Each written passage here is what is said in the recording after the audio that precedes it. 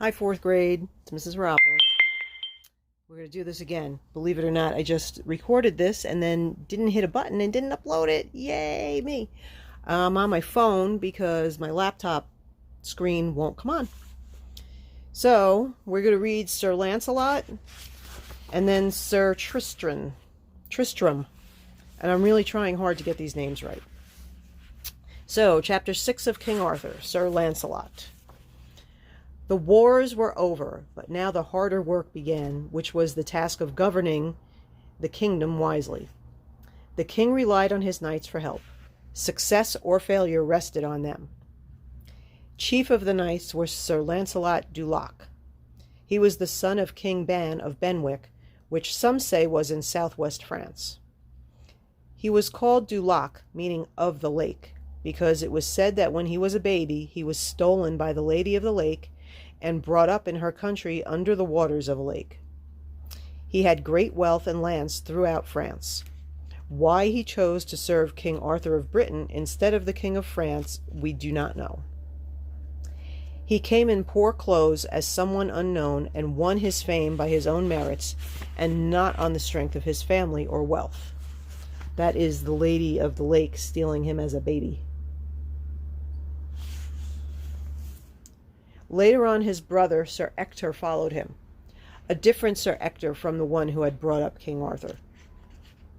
Sir Lancelot went in with King Arthur on a 2-year expedition into France, Italy, and finally Rome, and returned from it the leading knight in the entire country and the king's right-hand man. No knight had ever defeated him in combat. On horse or on foot, Sir Lancelot was the champion knight of the world. He was the king's friend, and he had sworn a vow of service to the queen. Although he would help any woman, he had sworn to be no other lady's knight. Soon after they all came home from foreign war, the king gave Sir Lancelot the task of looking after a certain part of the country and seeing that the laws were kept. He was to report on his district to the court at Pentecost. And remember what Pentecost is? It's a religious feast that happens 50 days after Easter. The countryside showed the damage that had been caused by the years of war before King Arthur brought peace to Britain. For many a mile, Sir Lancelot could find no castle, farm, or house where he might shelter at night. All was wilderness and silence. At last he came upon some plowed land and saw buildings. The house was built inside a protecting wall with a gate leading under a storeroom. He was well received by an elderly couple and given food and drink for himself and his steed. When bedtime came, his host led Sir Lancelot to the room over the gate. He put his armor and sword beside him and soon was asleep on a pile of clean straw. Here is Sir Lancelot. Does he look like he could be the jack on a deck of cards? Suddenly, a violent knocking on the gate below awoke him. He ran to the window, and by the light of the moon saw a knight and 3 more riding down on him. The knight turned to face his pursuers and tackled them bravely. At this, Sir Lancelot quickly put on his armor. He tied his bedsheet to the window and slid down it. To his surprise, he noticed the single knight's shield as that of Sir Kay, the king's steward. He leapt at the 3 knights, and in 7 strokes he beat them all to the ground. "Sir Knight," they said, "we yield to you as the champion of unmatched strength." He answered, "I will not accept your yielding to me. You must yield to this knight, or else I will kill you." "Fair knight, we cannot do that, because we would have beaten that knight had you not come." "Well, you can choose whether you will die or live. If you yield, you must yield to Sir Kay." So the 3 yielded to Sir Kay, and Sir Lancelot ordered them to go to the court at Pentecost and yield themselves to the mercy of the queen, saying that Sir Lancelot sent them there as her prisoners. Then Sir Lancelot knocked on the door with his sword. Cautiously the old couple peeped out through the hatch. To their astonishment, they saw the friendly face of their evening visitor, whom they had last seen going to bed in their gatehouse storeroom. "Sir," the old man said, "we thought you were in bed." "So I was," said Sir Launcelot, "but I got out the window to help an old friend of mine." Then he and Sir Kay were let in, and they all ate and drank again, and went to bed in the very best of spirits. In the morning Sir Launcelot got up very early and left Sir Kay sleeping. He took Sir Kay's helmet and shield, leaving his own in their place, and said goodbye and rode off. When Sir Kay awoke and saw the famous shield with the leopards on it, he laughed and said, "Now he will upset some of the knights, because they will think it is I, and they will be bold and tackle him. While wearing his helmet and shield, I shall ride in peace. No one will dare attack me." Sir Launcelot rode on for several days. He left behind the open country and entered a great forest. He met a lady weeping, who held on to his bridle and said, "On your oath of knighthood, help my brother who is badly wounded. We cannot stop the bleeding.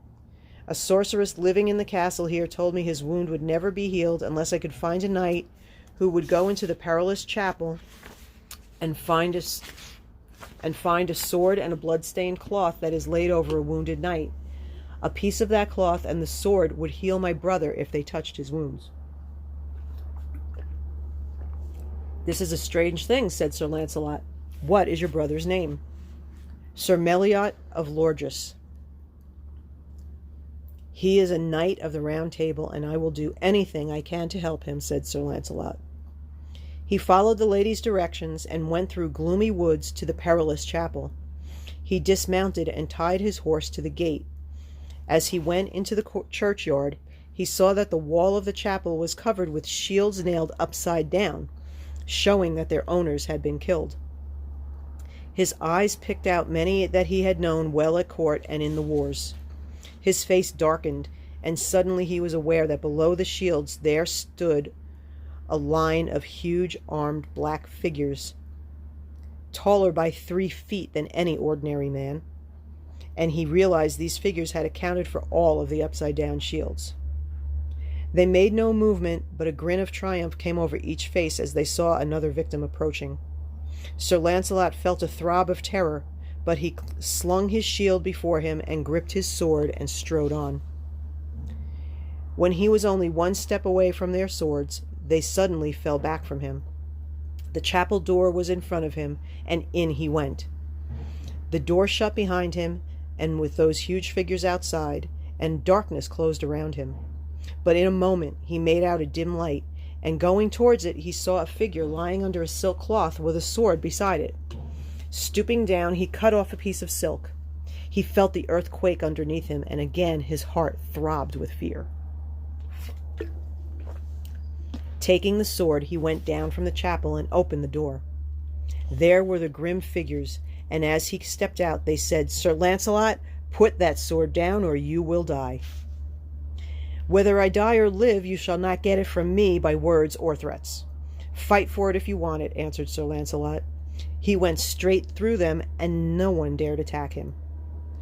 Outside the churchyard gate, a strange lady met him, and she said, "Sir Launcelot, leave that sword behind, or you will die." "I shall not leave it because of threats," he answered. She replied, "If you had left it, you never would have seen the court or Queen Guinevere again." She asked him to kiss her, and he refused. She broke out in anger and amazed him by saying that all her trouble was for nothing, because she had built this chapel as a trap to catch him, and if he had given way to fear or weakness, he would have fallen under her power, and she would have killed him. But he had defeated all of her spells. "God preserve me from your cunning," said Sir Launcelot, and he sprang on his horse and rode away. He found Sir Meliot's sister, and they hurried to the castle where Sir Meliot lay, pale and almost dead from bleeding. 1 touch of the silk and the steel closed his wounds and restored him to health. Great was the joy of the brother and sister, and they did all they could to thank Sir Launcelot. Not only had he saved Sir Meliot's life, but he had broken the power of the sorceress whose spells had caught and killed many good knights. Sir Launcelot told Sir Meliot to come to the court at Pentecost and report to the king all that had happened. Then he continued on his way. His next encounter was with another attempted trick, not of magic this time, but plain murder. As he rode under the castle wall, he heard a falcon's bells over his head.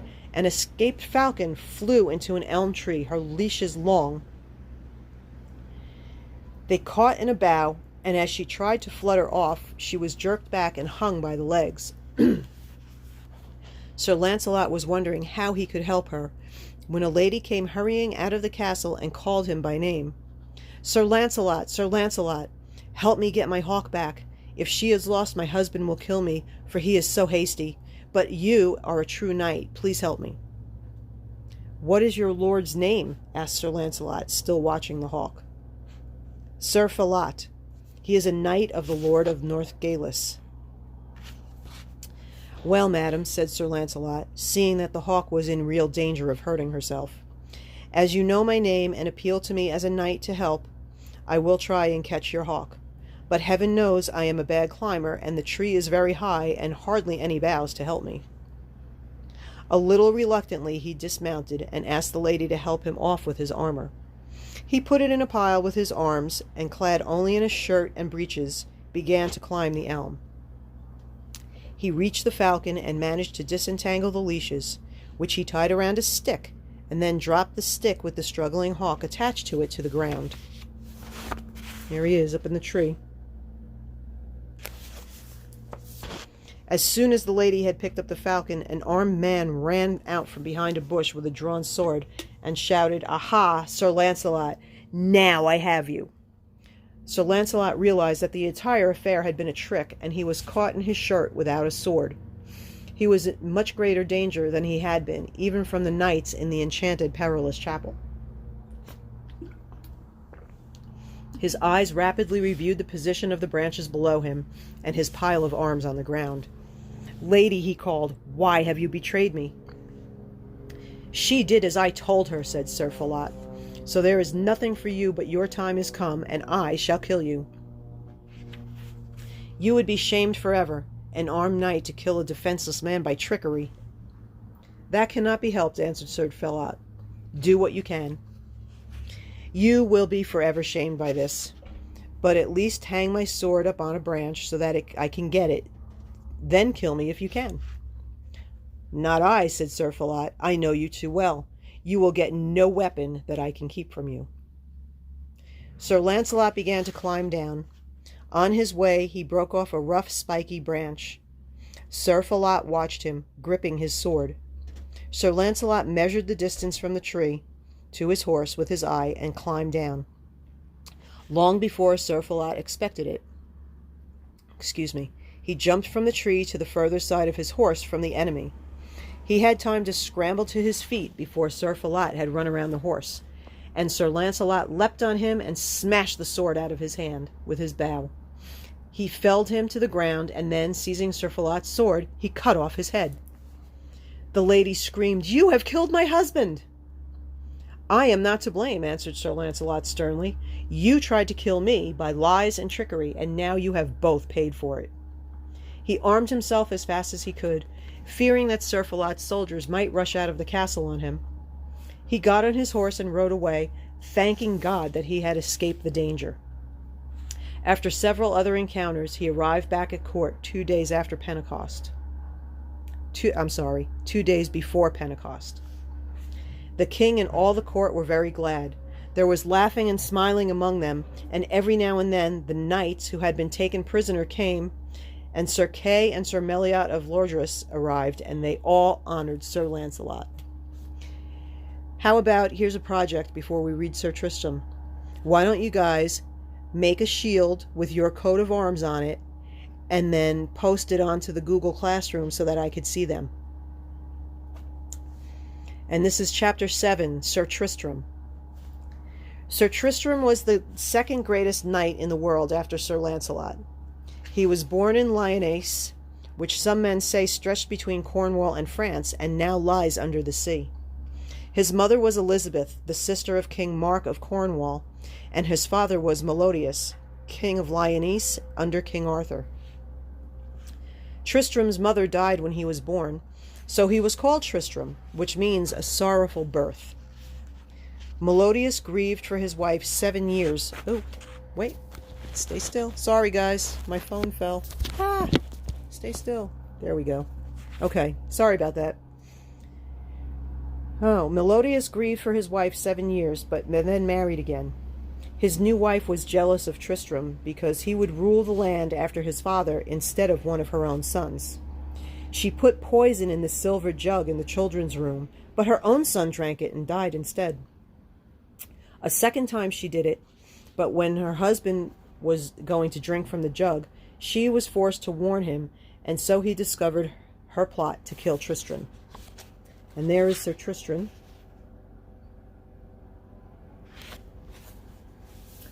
She was sentenced to be burned, but when she was tied to the stake, young Tristram knelt before his father and begged for her life. So she was spared and loved the boy ever after, but Melodius thought it wiser to send him away for a while. He sent Tristram into France to learn languages and arts and deeds of arms. There Tristram learned to play the harp and became famous for his playing. He excelled everyone also in hunting and hawking. He combined this with his music, inventing all the hunting and hawking calls on the horns and cries with the tongue that have been used ever since. He wrote the first book describing every animal and how to hunt it. The book of hunting and hawking was called the Book of Sir Tristram. Imagine that. Finally, in deeds of arms, he excelled all whom he met, for he was a lover of brave deeds as well of sweet music and of noble words. When he was 19 years old, he went back to Lyonesse, and wherever he went, he was loved by rich and poor. At that time, the King Anguish of Ireland sent a strong knight named Marhaus to King Mark of Cornwall to collect tribute that Cornwall had paid Ireland for many years. Tribute is a payment made from one ruler to another as a sign of submission. Marhaus challenged any knight of Cornwall to fight him to free Cornwall from paying the tax. No one dared come forward, least of all King Mark. Tristram heard of this shame and asked his father to let him go to the Cornish king to be knighted and take up the battle with Sir Marhaus. The more he was warned about the Irish knight's strength, the more determined he was, and at last he had his way. The fight was long and fierce. Sir Marhaus wounded Tristram badly the first charge, but the young man's strength carried him on. They fought for half a day, and then the older knight began to give ground. Sir Tristram struck a blow on Sir Marhaus's helmet that the sword went through into his skull and stuck into his so that he could not pull it out. As he wrenched, a piece of the steel broke off and stayed in Sir Marhaus's skull. The Irish knight turned and ran, and Sir Tristram was the victor. He had freed Cornwall from tribute forever. But he was very badly wounded, for the spear point had been poisoned. For a month he lay near death. Then he was told that he would never get well until he went into the country from which the poison had come. So King Mark gave him a ship and all the equipment he needed, and he set sail for Ireland. As he sailed up a river, he lay in bed and played his harp, and as the boat sailed past a castle by the riverside, the king and queen within the castle heard the merriest music they had ever heard. They hastened to the waterside and found the wounded harper, brought him into the castle. He concealed his name because he had lately defeated the king's knight Marhaus. Tristram now found out that not only had Marhaus died of his wound, but that also he was the queen's brother. So his life would have been short if the king had learned that it was he who had killed Marhaus. The king had a daughter named Iseult, who was famous for her beauty and her skill as a surgeon. Tristram was given into her charge to be healed of his wound. He repaid her by teaching her the harp, and they fell in love. At the court was a noble Saracen from Syria called Sir Palomides, who was also in love with Iseult and half willing to be baptized for her sake, in which case she would probably have had to marry him. A tournament was arranged while Tristram was sick, and on the first day Sir Palomides defeated all who had challenged him. So on the second day, in spite of the wound, Tristram arose. A Saracen is an Islamic warrior from the Middle East, who Sir Palomides was. In secret, Iseult dressed him in all white and he left the castle by a secret doorway and suddenly appeared to challenge Sir Palomides. He came into the field as if he were a bright angel. He charged the Saracen knight and brought him out of the saddle to the ground. And here is Iseult, who they are fighting for. A roar went up from the crowd. Sir Palomides tried to withdraw from the field, but Sir Tristram was forced him to stand and fight and beat him to his knees. Sir Palomides was made to promise to leave Iseult alone and to carry no weapons or armor for a year and a day. After this, Tristram was treated well by the king and queen and lived in great happiness for some time, hawking and teaching the Irish the hunting craft that he had invented. Excuse me. But one day while he was in his bath, the queen saw his sword lying on his bed. 1.5 feet from the point, a piece was broken out of the edge. The queen thought of the piece of steel she had taken out of her brother's head before he died. She ran to her room and took the piece of a box and fitted it into Sir Tristram's sword. It was the missing piece. In a fury, the queen seized the sword and ran on Tristram in his bath. His squire flung himself on him and saved his life. Tristram then had to confess to the king that he indeed was the slayer of Marhaus. Although the king and Iseult loved him, he had to leave Ireland. Before he went, the princess vowed to marry no one without his consent as they exchanged rings. He went back to Cornwall and became the foremost man at court in fighting, hunting, and playing the harp. Here's where she went to attack him in the bathtub, and the squire saved him. Now King Mark, his uncle, was seized with that black jealousy that poisoned his entire life. Where Tristram was, the king would never win in jousting, hunting, or love. He could not rest until he got rid of him. Tristram had praised Iseult so highly that King Mark wanted to marry her. He thought that if he sent Tristram back to Ireland, he would be killed by some of Marhaus's relatives. So King Mark sent him to ask King Anguish for the hand of King Iseult. Oh, not King Iseult, just Iseult. And to bring her back to Cornwall for his court. He couldn't marry her if he was the king. Oh, goodness. The young man set out. His ship was driven by a storm, set back to the English coast near Camelot. There he learned that King Anguish of Ireland had arrived to answer the charge of treason before King Arthur and could find no one to be his champion and fight for him. King Arthur's champion was Sir Blamor, a cousin of Sir Lancelot and a famous fighter. Tristram seized the chance to repay the Irish king for his hospitality in Ireland and offered to fight for him. He defeated Sir Blamor, who refused to yield and demanded to be killed, but Tristram would not kill him because he was of the family of Sir Lancelot, whom he admired more than any man in the world. For all that, all the blood relatives of Sir Lancelot loved Sir Tristram forever. In great rejoicing, King Anguish and Sir Tristram sped to Ireland, where once again he found Iseult. When he asked her father for her hand for his uncle, the king said that he wished it had been for himself, but he had given his word to King Mark that he would not break it. So Iseult made ready to sail with Tristram to marry King Mark. And there's Tristram playing his harp. He took with her a noble lady named Bragwaine.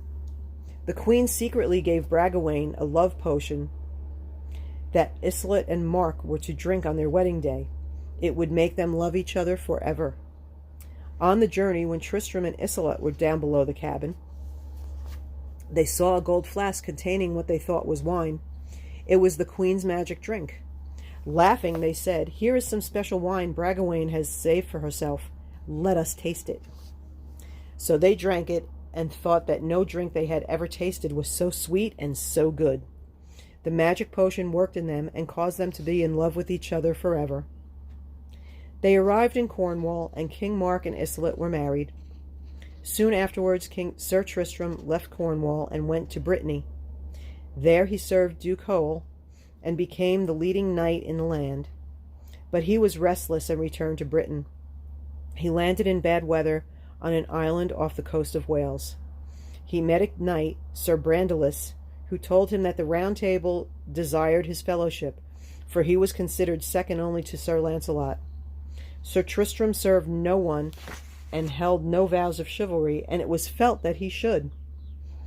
But something held him back. King Arthur was in Wales at the time and was wrapped in an ambush. Sir Tristram rescued him, but when the king asked his name, he answered only that he was a poor adventurous knight and would not take the chance to join the king.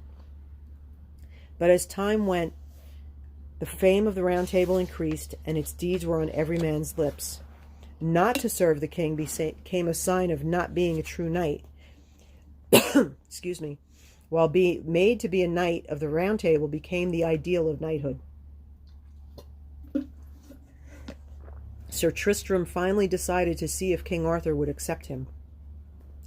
The biggest tournament of the year was held by King Arthur at Castle of Maidens. Every knight of fame was there, wearing his colors and his armor and his arms. Sir Tristram came in disguise, carrying a plain black shield and refusing to give his name. On the first day of the tournament, he overthrew every knight who opposed him. At the end of the day, when the prizes were awarded, he was victor. He rode away and hid in the forest. The next day he returned to the fighting. He found Sir Palomides on King Arthur's side, so he joined the other side. On the third day, all the spectators were shouting for the knight with the black shield, and Sir Tristram surpassed all his former victories. King Arthur and Sir Palomides attacked him together. He dealt his old Saracen enemy 3 tremendous blows on the helmet, shouting with each blow, "Take that for Sir Tristram!" Then he forced his horse up to Sir Palomides, seized him with both hands by the neck, and dragged him from his horse to his own saddle, and so rode with him a short way, and then flung him on the ground. The entire field roared with cheers. Sir Launcelot cried, "Knight in the with the black shield, make ready to joust with me." And the highest test of all was on Sir Tristram. At the first charge, Sir Launcelot's spear gave him a wound that nearly killed him. But Tristram kept his seat in the saddle, and so the spear broke off. Seizing his sword with his remaining strength, he smote Sir Launcelot 3 great blows on the helmet and could do no more. Blindly he rode off the field into the forest. The king and Sir Launcelot set out search parties for the knight with the black shield. He was nowhere to be found. Sir Launcelot and 9 others swore a vow not to rest until they had found him and brought him before the king at Camelot. When Sir Tristram was well again, he set out in search of Sir Launcelot, who would bring him to the king. He did not know that Sir Launcelot was also looking for him. He went to the tournament at the Castle of the Hard Rock, hoping to at last meet him. Instead, he found an attack being made on Sir Palomides by 9 knights, led by Sir Bruce Sans Pitie.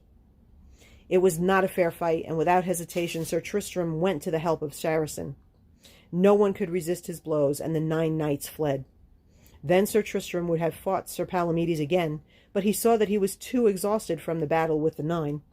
So they made an arrangement to meet in a fortnight to fight their quarrel out. And a fortnight is 2 weeks. On the appointed day, Sir Tristram rode into the meadow. He met a knight riding all in white armor and white colors, and took him to be Sir Palomides. They advanced and fought. After a few strokes, Sir Tristram knew that a mightier man than Palomides was here, and he was forced to put out his utmost. Even so, for hours he could make no headway, though neither did he give any ground. Then Sir Tristram asked the strange knight his name. "Sir Knight," came the voice from within the helmet, "my name is Sir Launcelot du Lac." "Alas," said Sir Tristram, "what have I done? For you are the man in the world that I love best." "Sir Knight, tell me your name," said Sir Launcelot. "My name is Tristram of Lyonesse." Sir Launcelot said, "Oh heavens, what a strange thing has happened." So the great knights met at last and told each other all the adventures that led up to this meeting. And this was the end of Sir Lancelot's quest and Sir Tristram's wanderings, for Sir Lancelot took him to Camelot to King Arthur. The king came quickly, took him by the hand, and said, Sir Tristram, you are welcome as any knight that has ever come into this court. The queen and all of the ladies flocked to see the famous knight, hunter, musician, and the lover of Queen of Cornwall. So Sir Tristram was established as a knight of the Round Table, and his name was written over the seat that had belonged to Marhaus. He was there at the last meeting of the Round Table on that day of Pentecost, when Sir Galahad was seated in the perilous siege, and the Holy Grail shone in the air above all of them. But when the knights scattered on their search for the Holy Grail, Sir Tristram was not among them. Perhaps the love potion had made him unable to leave Isolet. No more is told of him, although a legend says that on one day while he was seated playing his harp to Queen Isolet, King Mark crept up and killed him by a traitor's stroke to the neck. That's harsh. Okay, so on Thursday we will read about Merlin, the end of Merlin, and the birth of Sir Galahad. Until then, make your shields, and I'll see you on Thursday. Bye, 4th grade.